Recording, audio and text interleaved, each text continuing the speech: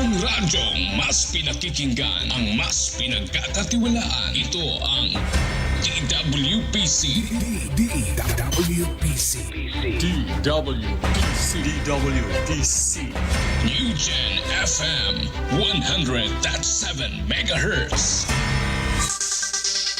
Sa Himpapawid mula sa Barangay Fabrika, Bulan, Sorsogon, ang makabagong tunog ng radyo. Sa musika, sa balita at impormasyon, ang all-in-one radio station. This is New Gen FM. Proud member of KBP, kapisana ng mga broadcaster ng Pilipinas. The ultimate news and music radio. Sa ato, ini Matik na! Ang programang ito ay isang block time o bayad na programa. Anumang pahayag, opinyon, o komentaryo ay personal na pananaw ng angkor o tagapagsalita at hindi kumakatawan sa pananaw ng New Gen FM 100.7 radio station.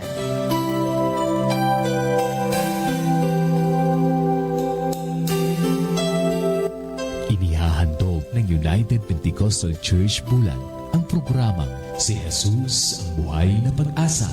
Pakinggan at subaybayan ang mga aral ng Diyos na magdadala sa atin sa katotohanan, espiritual na kalayaan, pag-asa at buhay na walang hanggan. Mapapakinggan tuwing araw ng Lunes hanggang Linggo sa ganap na alas 5 ng umaga dito lamang sa New Gen FM, hosted by Pastor Randy Rosari. Si Jesus ang Buhay na Pag-asa. Times of refreshing, here in your presence, no greater blessing than being with you.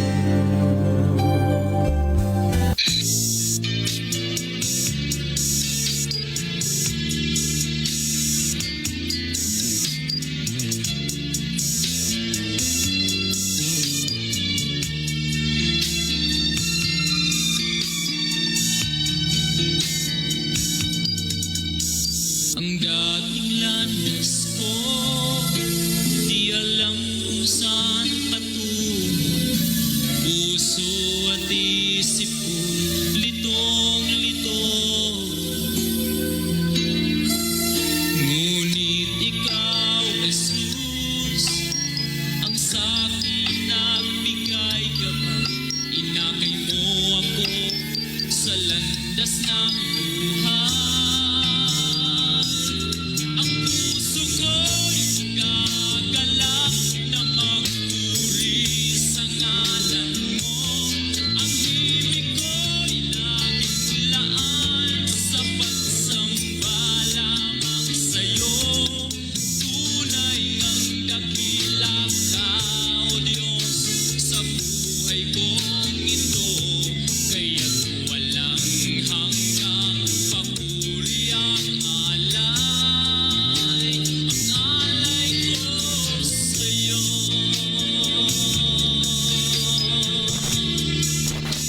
Isang mapagpalang araw mga kapatid sa pangalan ng ating Panginoong Hesukristo. Sa tinig po na inyo pong napapakinggan ay muli pong sumasaimpapawid ang programang Si Jesus ang Buhay na Pag-asa ng United Pentecostal Church Bulan. Ito po ay araw-araw nating mapapakinggan sa oras na alas 5 hanggang alas 6 ng umaga dito po sa himpilang 100.7 New Gen FM. Tanging ikaw, Jesus, ang aking On behalf of our pastor, Pastor Randy Rosari ng United Pentecostal Church Bulan, kami po ang inyong makakasama. Ako po si Brother Jerry Mostoles at ang aking kasama Brother Limuel Hermosilia. Binabati po natin lahat po ng naaabot ng frequency, lahat po ng naaabot ng tinig na ito. Pagpalain po kayo ng Panginoong Hesukristo. Lahat po ng nakikinig ngayong araw mga kapatid, ang ganda na pasimulan natin ang pakikinig ng salita ng Panginoon o pasimulan natin ang ating araw sa pakikinig ng salita ng Panginoon. Sabi nga sa Matthew 6:33, "But seek ye first the kingdom of God and His righteousness, and all these things shall be added unto us." Kung meron tayong mga kahilingan sa ating Panginoon, pinagpipray mga kapatid, unahin natin ang Diyos sa pasimula pa lang ng ating araw. Binabati po natin ang ating pastor, Pastor Andy Rosari. Isang magandang umaga po kay Pastora Maricar at sa kanila pong mga anak, Sister Angel and Sister Zoe. Pagpalain po kayo lalo ng ating Panginoong Hesukristo. Praise the Lord, at binabati natin lahat ng ating kapatiran sa tatlong congregation, sa congregation ng Santa Remedios Church, sa Ekerino Church at sa Magsaysay Church. Pagpalain po kayo ng Panginoon, at sa lahat ng mga Bible study teachers, elders, pagpalain po kayo ng ating Panginoong Hesukristo. Praise the Lord, at binabati po natin ang ating pastor dyan po sa UPC Matnog, Pastor Alfred Hineralo, at ang kanyang may bahay, Sister Let Hineralo. Praise the Lord, at binabati natin ang nanunood sa live. Praise the Lord, si Pastor Joel Tenuco. Pagpalain po kayo, Pastor, ng ating Panginoon. Praise the Lord. Sister April Santos, praise God, pagpalain po kayo ng ating Panginoong Hesukristo. Binabati pala natin ang aking mga kamag-anak dyan, mga kapatid dyan sa lugar ng Nasuhi. Praise the Lord, ang Duma at Bon family, praise God, dyan po sa Manggahan, Sitio Manggahan. Praise the Lord, patuloy po kayong pagpalain ng ating Panginoon. Binabati natin ang aking tiyuhin, si Cap Joel Duma, praise the Lord, at pagpalain po kayo ng ating Panginoon. Samahan po kayo ng Panginoon sa inyong pong leadership. Sampu sa inyo pong mga kasama dyan po sa barangay. Praise the Lord, pagpalain po kayo ng Panginoon. At binabati po natin ang mga kapatiran po natin dyan sa Inararan, ng Guwan family.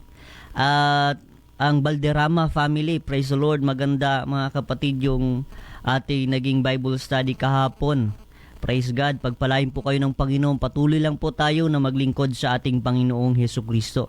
Praise the Lord, at binabati natin ang ating mga kapatiran dyan po sa lugar ng JP Laurel, ang Ducarisa family, Abuela family, Sisi family, praise the Lord, at ang aking family, ang Mostoles family. Praise God, at sa Sun 7, ang Julian family, at Guyal family, Retoma family, at lahat ng kapatiran dyan, praise the Lord, pagpalain po kayo ng ating Panginoong Hesukristo. At ang Gutis family, praise God, sa Aquino, at Guyal family, praise the Lord. At pagpalain po kayo ng Panginoon mamaya po sa Guyal, Kalatate Ente, meron po tayong Bible study alas 5 ng hapon. Praise the Lord. At sa Zone 3, ang Fulu family, praise God, at Abanyo family sa Managanaga, at lahat ng kapatiran natin dyan sa Managanaga, pagpalain po kayo ng ating Panginoong Hesukristo. At ang Estayo family, dyan po sa Las Palmas, patuloy po kayong pagkalooban ng kalakasang pisikal at espiritual ng ating Panginoong Hesukristo. Praise the Lord. At sa Santa Remedios, si Tatay Nestor, isang magandang umaga, Tatay Nestor. Sister Michelle, Sister Marife Kalupit, at Sister Michelle Bartolata, praise God, pagpalain po kayo ng ating Panginoong Hesukristo. At Bro Reuben Gordola, at lahat po ng solidad sa yung Solidad's family, praise God, pagpalain po kayo ng Panginoong Hesukristo. At sa Ekerino, ang Rosary family, praise God, ang Grona family, pagpalain po kayo ng ating Panginoong Hesukristo, praise God. At sa Pulot, ang Magkayan family, praise God, patuloy po kayong pagpalain ng Panginoon. Sa Gate, ang Serrano family, at ang Baguio family naman sa lugar ng Zone 2. At sa lahat ng mga kapatiran po dyan sa lugar ng Zone 2, pagpalain po kayo ng ating Panginoong Hesukristo. Praise God. At sa Bonifacio, ang Murata family, ang Guyala family, patuloy po kayo ng Panginoong samahan upang magtagumpay sa pananampalataya. Praise God. At sa Magsaysay, ang Laudet family, at lahat ng mga kapatiran po sa Magsaysay, hindi man po natin maisa-isa, pagpalain po kayo ng ating Panginoon. At sa lahat ng kapatiran dyan po sa Aguinaldo, praise God, patuloy po tayong maglingkod sa ating Panginoon, at patuloy na samahan po kayo ng Panginoon upang dumami ang mananampalataya dyan sa lugar ng Aguinaldo. Praise God. At salamat sa Panginoon at ngayon mga kapatid, ibinibigay ko ang pagkakataon sa aking kasama upang magbati. Praise God. Amen. Purihin ang Diyos. Isang mapagpalang umaga po sa lahat po ng nakikinig, sa ating pong pastor at sa ating pong pastora, maging sa kanilang mga anak. Good morning po. At sa lahat po ng mga kapatiran, amen. Purihin ang Panginoon. Palakasin po kayo ng ating pong Panginoon at maging man sa aking pong family, dyan po sa Barangay Kalpi, sa Hermosillo family. At gayon din po sa binabible study po natin dyan sa Sitio Sabang.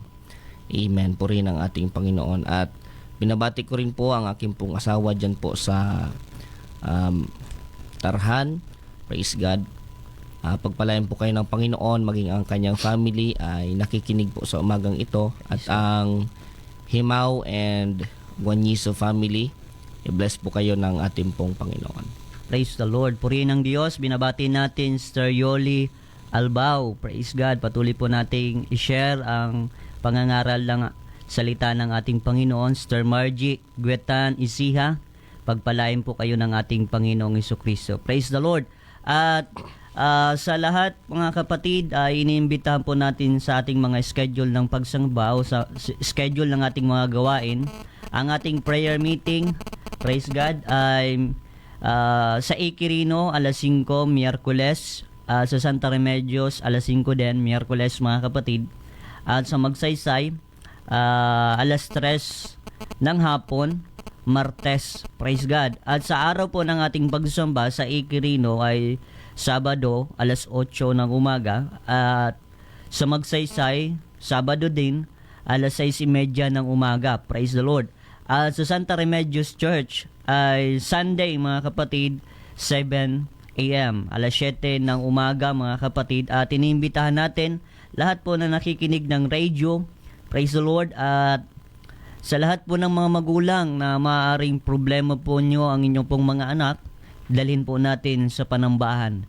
At kung sila po ay maglilingkod sa Panginoon, naayusin ng Diyos ang kanilang buhay. Praise the Lord. At kung meron po tayong mga gustong parating na komento o mensahe, ay malaya po tayong makipag-ugnayan sa numerong 0951-93-20038. 0951-93-20038. At sa FB ang UPC Bulan. Praise the Lord. At praise God, sa lahat ng nakikinig o nakarinig ng contact na ito, kung meron po kayong gustong kung gusto po niyo yung mga kapatid magkaroon sa inyo ng Bible study, pwede po tayong mag-Bible study. Ito po ay libre na inihahandog natin. Makipag-ugnayan lang po tayo sa numerong ito. Ito po ay numero ni Pastor Randy. Praise God. At salamat sa Diyos. Pupunta na tayo mga kapatid sa pangangaral ng salita ng ating Panginoong Hesukristo. Tayo po ay manalangin mga kapatid.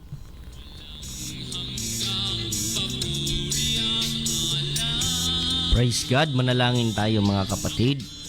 Dakilang Diyos, Panginoon, salamat sa umagang ito na kami, Panginoon, ay binigyan mo ng panibagong buhay.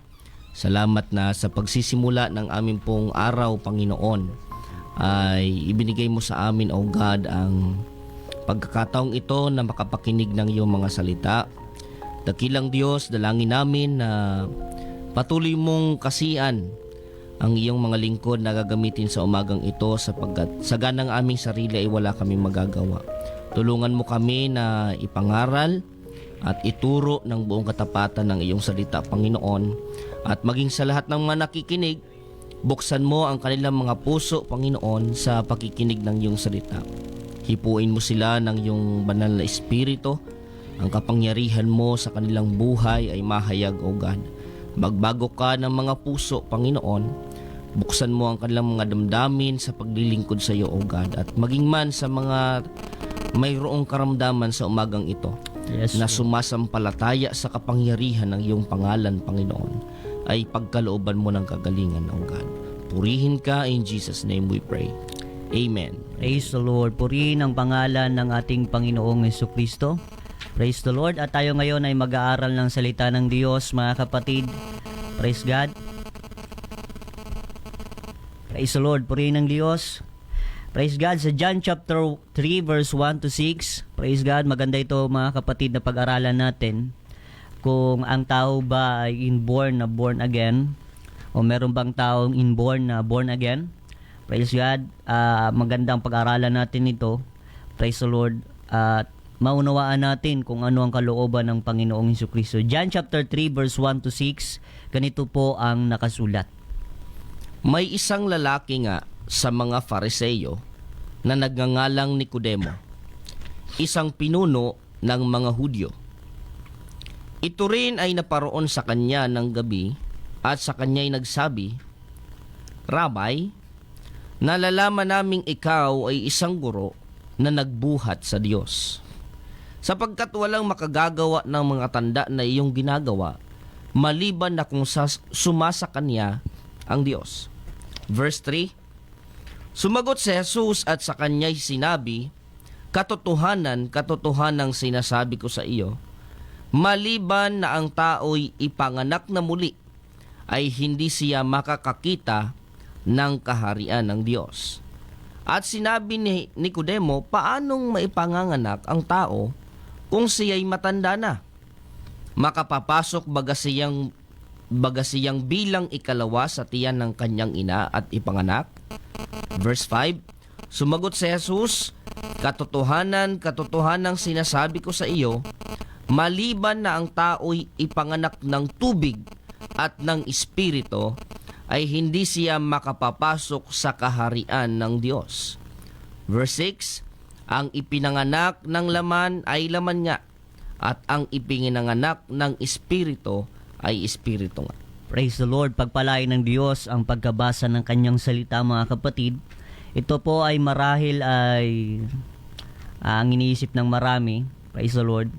Marami nagsasabing tao na papakinggan nating sa mga tao na sabi nila, Brother Limuel, gusto kong maging Kristiyano pero ayaw kong maging born again Christian. Ito po mga kapatid ay marahil sinasabi ng maraming tao ayaw kong maging born again at maraming taga-usig pagdating na salitang born again. Praise the Lord. Ano ba talaga ang sinasabi ng Bible pagdating sa born again?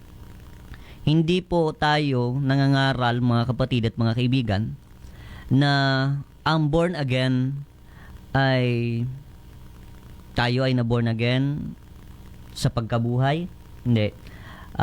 Ang born again ay hindi po relihiyon. Ito po ay kalooban ng Diyos na mangyari sa buhay ng isang tao. Praise the Lord. Kaya dito, kikilalanin natin si Nicodemo, mga kapatid. Si Nicodemo, siya po ay isang Pariseo. Siya po ay aral. Praise God. Dahil siya po ay isang leader ng Hudyo. Bukod siya po ay isang Pariseo, siya din po siyang leader ng mga Hudyo. Praise the Lord. Siya po ay aral mga kapatid sa mga kautusan ni Moises. Bilang Pharisees, siya po ay aral. Kaya mga kapatid, hindi sapat ang kaisipan ng isang tao para maunawaan ang buong katotohanan ng Diyos. Praise God. Pagdating dito mga kapatid, pag kikilalanin natin si Nicodemo, siya po ay leader din sa Sanhedrin. Siya po ay kasama sa mga leader ng mga Hudyo. Siya po ay highly intellect person. Matalino, Brother Limuel. Amen. Hindi ako naniniwala na si Nicodemo ay mangmang. Yes. Naniniwala po tayo na si Nicodemo ay matalinong tao. Amen. Dahil hindi ka magiging leader, hindi ka magiging Pharisees, hindi ka magiging leader o Sanhedrin, kasama sa Sanhedrin mga kapatid, sa Hudyo, kung mababang yung pinag-aralan. Praise God. Si Nicodemo mga kapatid, siya po ay magaling sa mga batas, pangrelihiyon at sa kanyang bansa. Amen. Praise God. Siya po ay matalinong tao at si Nicodemo mga kapatid was a man of influence and authority. Meron siyang impluwensya mga kapatid. Kilala siyang tao. Praise God. Pero tignan natin dito mga kapatid, hindi niya naunawaan ang sinasabi ni Jesus. Amen. Praise God. Kaya ngayon mga kapatid, hindi po sapat na ang kaisipan ng isang tao para masumpungan niya ang buong katotohanan ng Diyos. Kundi, kinakailangan natin ng banal na Espiritu para maunawaan natin ang buong kalooban ng Diyos. Praise God. Dito mga kapatid, makikita natin sa John chapter 3 verse 2, tinawag ni Nicodemo si Jesus Christ na rabbi, na ang ibig sabihin ay ito po ay pagrespeto. Ito po ay pagkilala na bilang Jewish leader o teacher, mga kapatid, rather. Kinikilala niyang teacher. At tinatawag niyang master o isang guro, master. Praise God. Tinanong niya, praise God. At ang tanong ni Nicodemo, parang hindi talaga niya maunawaan kung ano ang sinasabi ni Jesus Christ. Amen. Praise God. Sabi ni Jesus Christ, sumagot si Jesus sa kanya, sinabi, katotohanan ng sinasabi ko sa iyo, maliban ang tao'y ipanganak na muli, ay hindi siya makakakita ng kaharian ng Diyos. Siyempre, nagtaka si Nicodemo, anong sinasabi ni Jesus Christ? Paano bang may papanganak na muli? Ito yung sabi ni Nicodemo. Sabi sa kanya ni Nicodemo, paanong may papanganak ang tao kung siya'y matanda na? Makapapasok baga siya bilang ikalawa sa tiyan ng kanyang ina? At ipanganak? Ito yung tanong ni Nicodemo, mga kapatid, kay Jesus Christ. Nagpapakita na hindi sapat ang kaisipan ng tao para makilala o makasumpong sa katotohanan. Praise God. Si Nicodemo ay Pharisees, magaling, pero nangangailangan pa rin ng isang guro. Amen. Para ituro sa kanya kung ano ang totoong kalooban ng Diyos. Minsan at madalas, at ito ang katotohanan, ang ating kaalaman sa sekular na bagay, mga kapatid, na pag-aaral, ay hindi sapat para maunawaan natin ang buong katotohanan ng Diyos. Minsan, ang isang tao, at madalas, hindi naman natin linalahat, pag mataas ng pinag-aralan na hindi na nakikinig sa pastor, sa mga ngaral. Praise God. Dahil akala ng tao, sapat na ang kanyang pinag-aralang sekular at ito ay hindi na niya kailangan ng iba pang mga ngaral. Amen. Tignan natin si Nicodemo. Siya po ay isa ng leader sa pang-Pharisees, pero tinawag niya ang Panginoon na guro. Kailangan pa rin natin ng gurong magtuturo kung ano ang dapat nating gawin upang magkamit ng buhay na walang hanggan. Amen. Praise God. Ngayon mga kapatid, ano ba ang born again, Brother Limuel? Sabi nila, ito ba ay relihiyon? Praise God. Ano ba ang born again, Brother Limuel? Ano ba ang gustong sabihin ng Panginoon tungkol sa born again? Amen. So, doon sa binasa natin, mga kapatid, sabi ng Panginoon kay Nicodemo, katotohanan sinasabi ko sa iyo, maliban na ang tao'y ipanganak na muli, ay hindi siya makakakita ng kaharian ng Diyos. Sabi ng Panginoon, except a man be born again. Yan po yung madalas na nami-misinterpret ng tao. Yes. Ano? Amen. Sabi, madalas sinasabi ng tao, ay mga born again yan. Yung tinutukoy nila ay relihiyon. Yung samahan, yung organisasyon, mga kapatid. Praise God. Kung papansinin natin ang sagot ni Jesus, katotohanan sinasabi ko sa iyo, inulit niya yung salitang katotohanan, mga kapatid. Amen. Napakahalaga. Amen. Kapag ka inuulit sa literature ang isang salita, ibig sabihin ito ay binibigyan ng diin. Amen. So sabi ng Panginoon, except a man be born again, he cannot see the kingdom of God. At Amen. Hindi ito naunawaan ni Nicodemo. Kagaya din ng karamihan sa atin. Amen. Kaya nga kung minsan ang mga tao ay kinukutya yung mga born again. Praise Dalawang beses ba kayong ipinanganak? Amen. Hindi bilang minsan ang mga katanungan ay hindi para maghanap ng katotohanan, kundi para mangutya.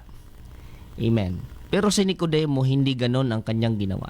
Amen. Totoo sa kanyang puso ang paghahanap niya ng katotohanan nang lumapit siya sa Panginoon. Praise the Lord. At makikita natin sa sagot ni Jesus, mga kapatid, nilinaw niya kasi hindi naunawaan ni Nicodemo yung sinabi ng Panginoon sa verse 3. At ang sabi ng Panginoon sa verse 5, inulit na naman ng Panginoon, katotohanan sinasabi ko sa iyo. Maaliban na ang tao'y ipanganak ng tubig at ng espiritu, ay hindi siya makakapasok sa kaharian ng Diyos. Ang ibig sabihin, mga kapatid, ito po ay karanasan ng tao sa pagsunod niya sa Diyos. Amen. Amen. Hindi po organisasyon ang tinutukoy ni Jesus, Praise God. kundi ano ang biblikal na karanasan ng tao na dapat niyang maranasan upang siya ay maging born again. Alam Praise niyo the po Lord. ba, pwede kang pumasok sa simbahan, pwede kang simba ng simba, pero hindi ka born again. Amen. Amen. Kahit sa church, halimbawa, sabihin natin, sa United Pentecostal Church, kahit ilang taon ka nang pumapasok dyan, kung hindi mangyari sa iyo ang karanasan na sinasabi ni Jesus na ipanganak sa tubig at sa espiritu, hindi ka magiging tunay na born again. Praise the Lord. Totoo Amen. po yan.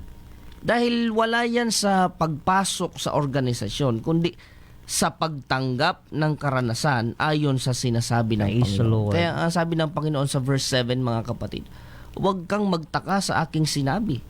Kinakailangan na kayo ay ipanganak na muli. Pag sinabing kinakailangan, hindi ito kagaya ng request na pwede mong sundin at Pwedeng pwedeng hindi. Amen? Obligatory ito. Ibig sabihin, obligasyon, kinakailangan, yun ang sabi ng Panginoon. Kung sinabi ng Panginoon na ito ay kinakailangang mangyari sa iyo, bakit hindi ito masunod-sunod ng tao, mga kapatid? Amen. Amen. Virgin. Kaya ngayon, mga kapatid, makikita natin dito, marahil kasi, Brother Limuel, ang sabi, meron ako narinig na pasintabi nila sa bawat na kumakain ngayon. Sabi nila, yung kapanganakan daw sa tubig, yung pinanganak ka, yung pagpanganak na merong, sabi di sa Bicol, panubigon. Hindi po yun, mga kapatid. Nilinaw nga ni Jesus Christ, hindi yung kasabay ng tubig ng tayo pinanganak may kasabay na tubig. Hindi po yun, mga kapatid. Dahil sabi ng Bible, ang pinanganak ng laman ay laman. Ay laman nga. Amen. At pinanganak sa espiritu ay espiritu nga. Amen. Kaya ang layo, mga kapatid, mali yung pagkakaunawa. Kaya dito makikita natin, tinanong nga, nilinaw ni Jesus na ito ay kapanganakan na hindi involved ang laman. nanay at Yan, ang laman. amen. Praise God. Kaya nga, mga kapatid, nagtanong si Nicodemo, Brother Limuel, paano yung papanganak kung matanda ka na? Amen. Kaya nilinaw ng Panginoon na mababasa natin doon, mga kapatid, na maliban ang tao panganak ng tubig at ng espiritu, hindi siya makakapasok sa kaharian ng Diyos. Napakahalaga nito, mga kapatid. Minsan maraming taong nakikinig, praise God, natutuwa at nasisihang makinig ng salita ng Panginoon. Pero pagdating sa salitang born again, ayaw ko na. Brother Limuel, ayaw ko na. Pero alam nyo ba, mga kapatid, walang papasok sa langit, sabi ni Jesus Christ, na hindi na born again. Amen. Kahit ayaw na ayaw mo, kapatid, sa bawat nakikinig ngayon, sakali meron ngayon nakikinig, kahit ayaw na ayaw mo sa born again, word the born again, pero kung hindi ka ma-born again, hindi ka po makakapasok sa kaharian ng Diyos. Praise the Lord. Ito man po ay masakit. Hindi po tayo kayang iligtas ng relihiyon. Amen.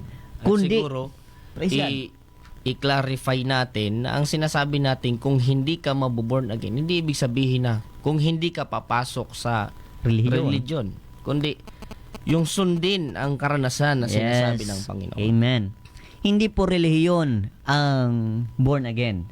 Ito po ay karanasan sa Diyos. Amen. To maraming tao ang nalilinis ng pagkaunawa nito kasi pag tayo po ay nag-evangelize, sabi ng mga rami ay, born again ka ngaya. born again nga yan relihiyon mo. No, mga kapatid, ang born again ay hindi po relihiyon. Ito po ay experience mo sa Diyos. At ito po ang, praise the Lord, ang magiging patunay mo na ikaw ay merong kaligtasan na nanggagaling sa Panginoong Jesucristo. Praise God. Kasi walang makapapasok sa kaharian ng Diyos. Praise God. Kung wala ang karanasan ng pagkakaroon ng panibagong buhay. O Amen. ipanganak na muli. Praise God. Kaya ngayon mga kapatid, maraming tao, dahil ayaw maborn again, gumagawa ng mga ibang paraan para magkamit ng buhay na walang hanggan. Alam niyo ba mga kapatid, wala pong ibang daan papuntang langit, kundi ang Panginoong Jesucristo lamang. Walang makapagbibigay ng daan, mga kapatid, papuntang langit, kundi ang nanggaling sa langit. Sabi nga mga kapatid sa John chapter 3 verse 13, at walang umakyat sa langit, kundi ang nanggaling sa langit. Sa makatuwid bagay ang anak ng tao na nasa langit, si Jesus Christ, mga kapatid. Siya po ang makapagbibigay ng tamang daan papuntang langit. Sabi nga ni Jesus Christ sa John chapter 14 verse 6, at sinabi sa kanya ni Jesus, ako ang daan at ang katotohanan at ang buhay. Sino man ay hindi makaparuroon sa Ama kundi sa pamamagitan ko. Kaya sa lahat ng turo ni Jesus Christ, yun po ay mahalaga para papuntang langit. Kaya kung sinabi, Brother Limuel, ni Jesus Christ na except a man be born of water and of the Spirit, na hindi siya makakita sa kalangitan ng Diyos o sa kaharian ng Diyos, hindi talaga siya makakakita. Amen.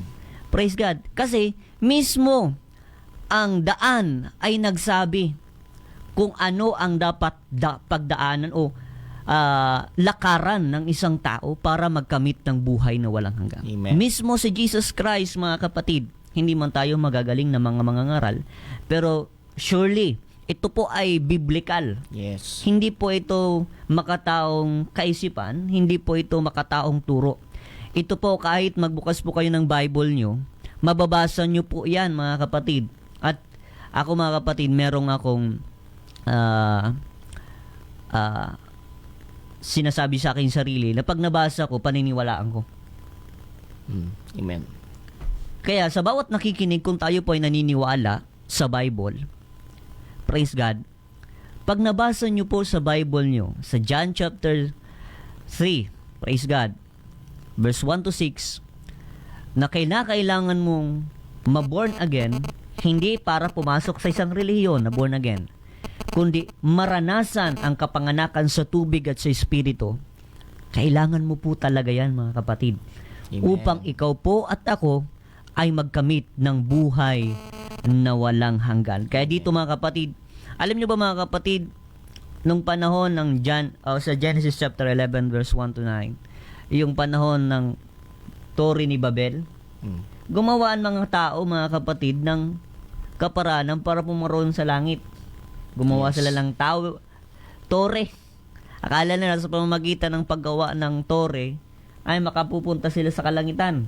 Amen. Alam niyo ba, mga kapatid, kahit tayo, ang sinasabi ng marami, maging mabuti lang ako, wag akong tatapak ng ibang tao, makakapunta ko sa langit. No, mga kapatid, ang mga mabubuting bagay, resulta lang ito ng kaligtasang tinanggap natin.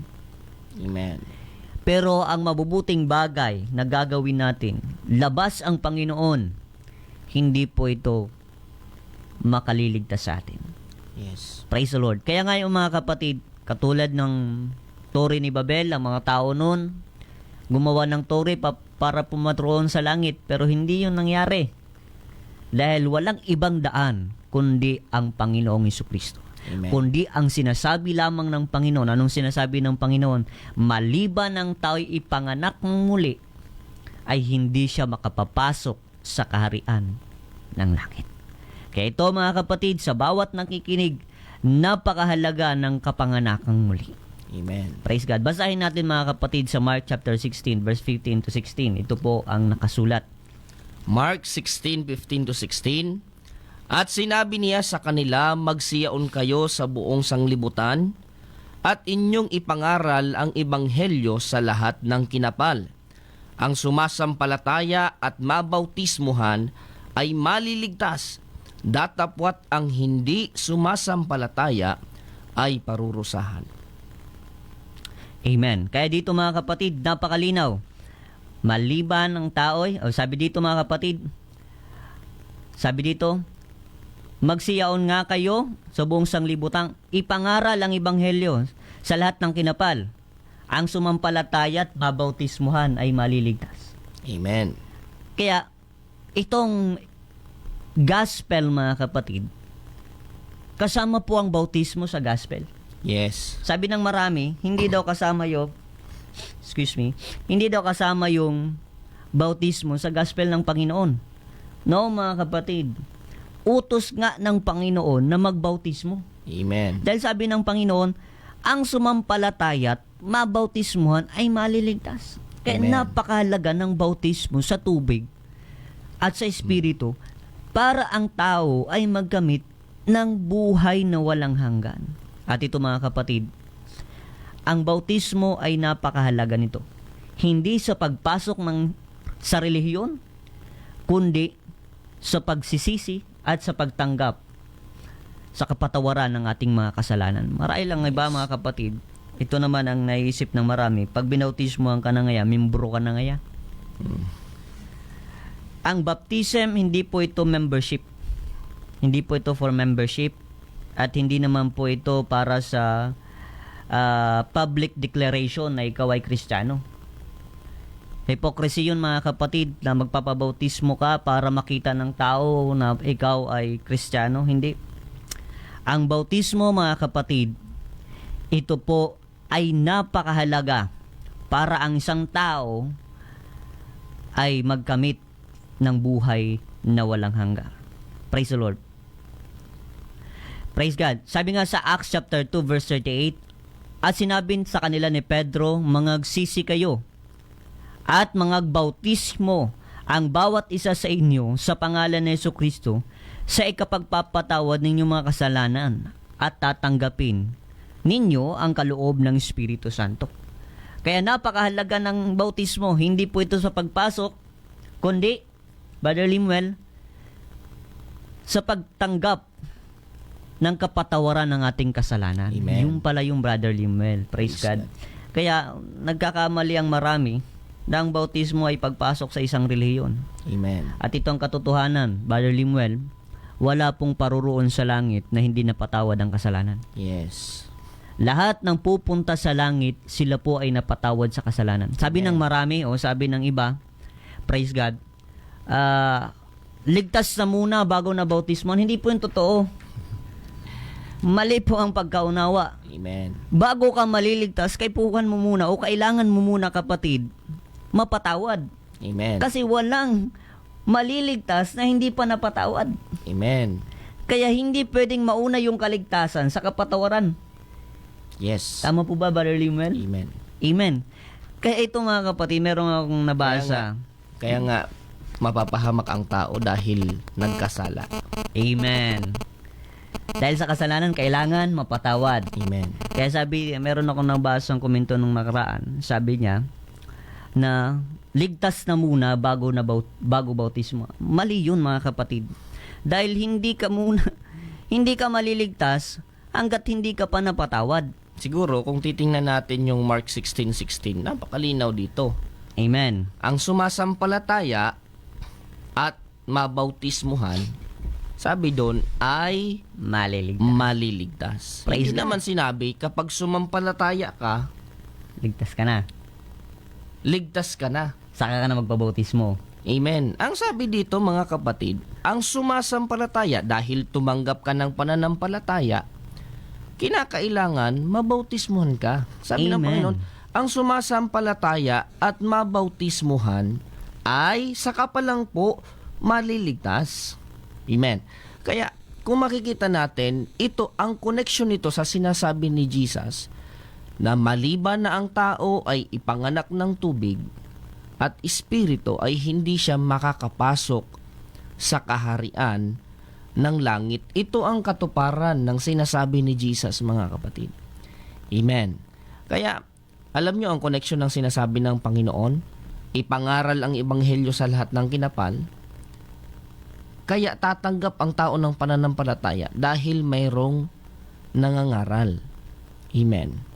Praise God. Kaya mabuti ang ginagawa natin sa umagang ito. Nakikinig tayo ng Word of God. Unawain natin mga kapatid. Ipanalangin natin sa Panginoon. At kapag tinanggap mo ang pananampalataya sa iyong puso, humakbang ka sa pananampalataya, tanggapin mo ang bautismo sapagkat ito ang sinasabi ni Jesus na kapanganakan sa tubig. Amen. Praise God. Kaya dito mga kapatid, napakahalaga nito. Alam niyo ba mga kapatid, merong senaryo sa Bible na nung nangaral si Pedro, yung mga hintil, naniwala. Yes. Nakareceive ng Holy Ghost. At sila po ay nag-submit sa water baptism. Basahin natin Amen. mga kapatid sa Acts chapter 10 verse 44 to 48. Praise Ganito God. po ang sinasabi mga kapatid. Samantalang nagsasalita pa si Pedro ng mga salitang ito, ay bumaba ang Espiritu Santo sa lahat ng nakikinig ng salita. Amen. At silang sa pagtutuli na nagsisampalataya ay nangamanghang lahat na nagsiparoong kasama ni Pedro. Sapagkat ibinuhos din naman sa mga hintil ang kaloob na Espiritu Santo. Amen. Sapagkat nangarinig nilang nangagsalita ang mga ito ng mga wika at nangagpupuri sa Diyos. Nang magkagayoy sumagot si Pedro, mangyayari bagang hadlangan ng sino man ang tubig upang huwag mga bautismuhan itong mga nagsitanggap ng Espiritu Santo na gaya naman natin? Inutusan niya sila na magsipagbautismo sa pangalan ni Jesus. Nang magkagayoy kanilang ipinamanhik sa kanya na matirang mga ilang araw. Praise God. Napakalinaw mga kapatid. Kung sa tingin natin mga kapatid, tayo'y nagsisisi sa ating kasalanan, narinig natin ang ebanghelyo, ang salita ng Panginoon. Praise God. Ang magandang bagay na gagawin natin ay sumunod kung ano ang nakasulat. Yes. Kaya ito mga kapatid, sabi ni Pedro, mahadlangan ba ang tubig para hindi sila mabautismuhan? Kaya napakahalaga, pag naranasan mo o pag dumating sa iyo ang katotohanan, narinig mo ang katotohanan at ito'y sinampalatayanan mo, mahalaga po na ikaw po ay bautismuhan. Yes. Dahil ito po ay sa ikapagpapatawad ng iyong kasalanan. Ito pa po mga kapatid, ang bautismo ay hindi po sa ibang pangalan. Ang Amen. bautismo ay sa pangalan lamang ng Panginoong Hesukristo. Praise God. Kaya wala ka pong mababasa sa Bible na nagbautismo ang mga apostol sa ibang pangalan. Amen. Kundi sa pangalan lamang ni Hesukristo. Sa mababasa natin dito. At inutusan niya sila na mga pagbautismo sa pangalan ni Hesukristo. Hindi sa ibang pangalan. Praise God.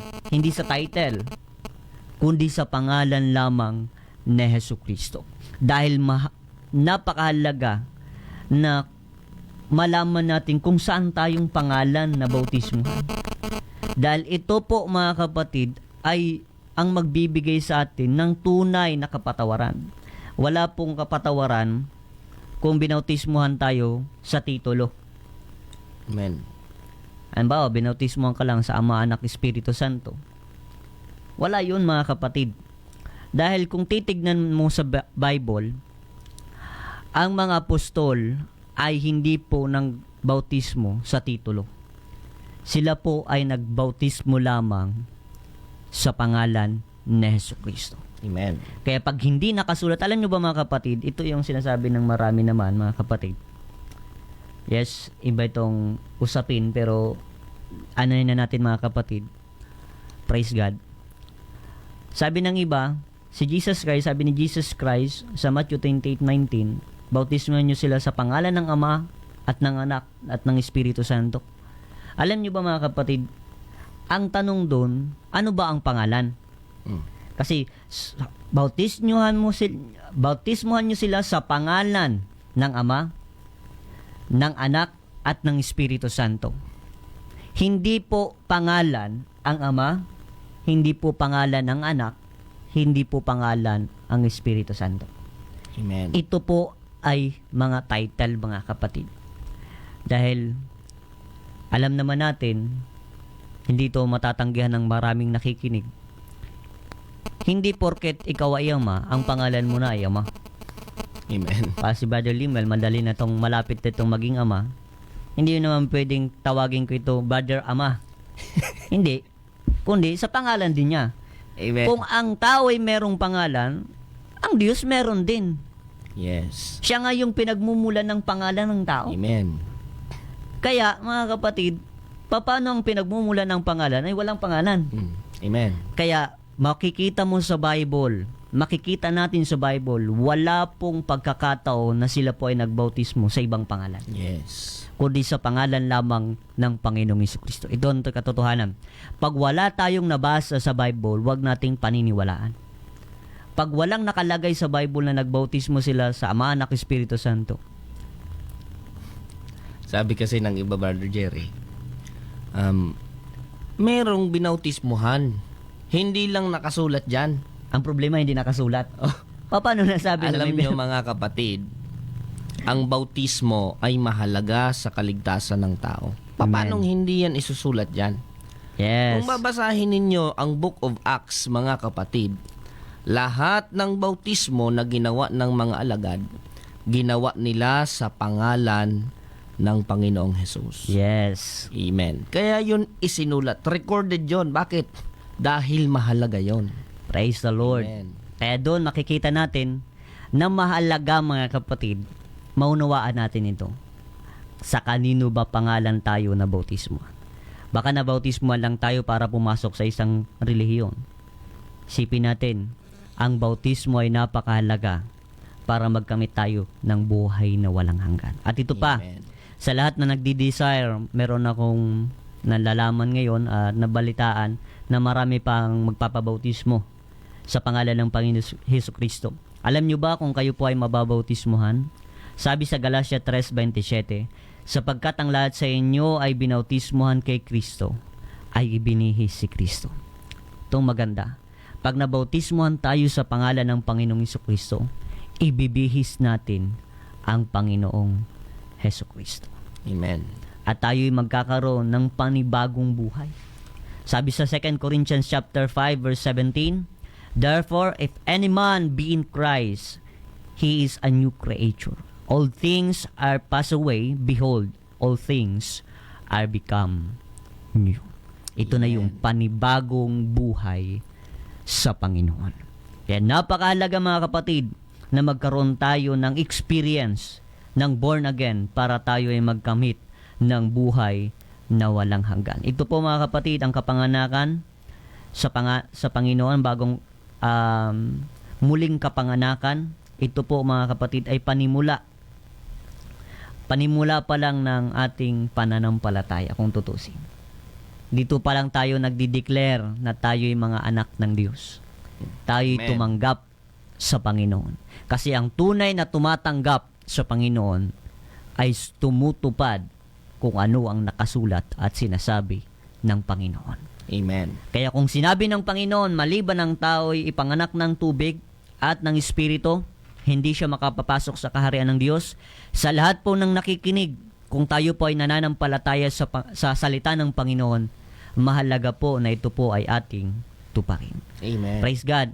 Mabilis yung oras, pero mga kapatid, salamat sa Diyos, tayo po ay nakaunawa sa salita ng ating Panginoong Hesukristo. Tayo ngayon, mga kapatid, ay mananalangin sa pangalan ng ating Panginoon. Praise the Lord. Dakilang Diyos sa makapangyarihan sa lahat, Panginoon. Maraming salamat sa iyong karunungan na pinagkaloob. Lord, nawa, Panginoon, sa bawat nakinig, nawa, Panginoon, una, Panginoon, marahil kami ay nasaktan dahil meron kaming sariling pananampalataya, sariling pag-unawa. Lord, ito, Panginoon, ay nabasa namin sa salita mo sa Biblia. Nawa, Panginoon, ang bawat bumabasa ng iyong salita at nakikinig, O Diyos, maunawaan nila ito, Panginoon, na ang bautismo sa tubig at sa espiritu ay hindi po para pumasok sa relihiyon, kundi magkamit ng buhay na walang hanggan. Yes. Mapatawad ang aming mga kasalanan. Lord, sa bawat nakikinig, Lord, alam ko, Panginoon, meron ngayong nakikinig na nag-aasam na mapatawad ang kanyang kasalanan. Yes, Jesus. Tulungan mo po siya, Panginoon, na lumapit sa iyo. Alam ko kalooban mo ito, Panginoon, na huwag niya siyang magdalawang isip. Bagkus, panghawakan niya ito, Panginoon, upang siya po ay magkamit ng kapatawaran at panibagong buhay sa iyong pangalan, O Diyos. Lord, hallelujah, sa bawat nakikinig ngayon, O Diyos, sa bawat mananampalataya, patuloy mo po silang patatagin sa pananampalataya. Patuloy kaming mag-share ng iyong salita sa kapagpapatawad ng maraming tao sa kasalanan, sa ikaliligtas ng kanilang kaluluwa. Na huwag kaming matakot sabihin ang katotohanan. Yes. Bagkos, ito'y panghawakan namin. Dahil alam namin sa bagay na ito, Diyos, marami ang magkakamit ng kapatawaran at kaligtasan. Yes. Maraming salamat, O Diyos, kung meron man nakikinig ngayon na merong karamdaman. Lord, abutin mo po sila, Panginoon, ng mapagpagaling mong kamay, O Diyos. Ikaw ang Diyos na makapangyarihan sa lahat. Mangusap ka po sa kanilang buhay, O Diyos. Lord, bago mo po sila pagalingin, sana, Panginoon, makilala ka muna nila, O Diyos, bilang dakilang manggagamot at masunod ka nila, O Diyos. Maraming salamat, O Diyos. Loobin mo, Panginoon, kung ano yung kalooban mo, Panginoon, mangyari sa kanilang buhay, Panginoon. Yes. Maraming salamat, O Diyos, at itong pangangaral, Panginoon, ay pasalamatan namin, O Diyos, na ito ay hindi na itago sa amin, bagkos ito ay natanggap namin dahil sa iyong biyaya, Panginoon. Maraming salamat, O Diyos, in the name of Jesus Christ of Nazareth. In Jesus' name, amen and amen. Praise the Lord. Maraming salamat sa Panginoon, mga kapatid. On behalf of our pastor, Pastor Randy Rosare ng United Pentecostal Church Bulan, ako po si Brother Jerry Mostoles at ang aking kasama, Brother Limuel Hermosilia. Kami po ay nagpapasalamat sa inyo pong pagsubaybay sa programang ito. Lagi lang po nating tatandaan na si Jesus ang buhay na pag-asa. Amen.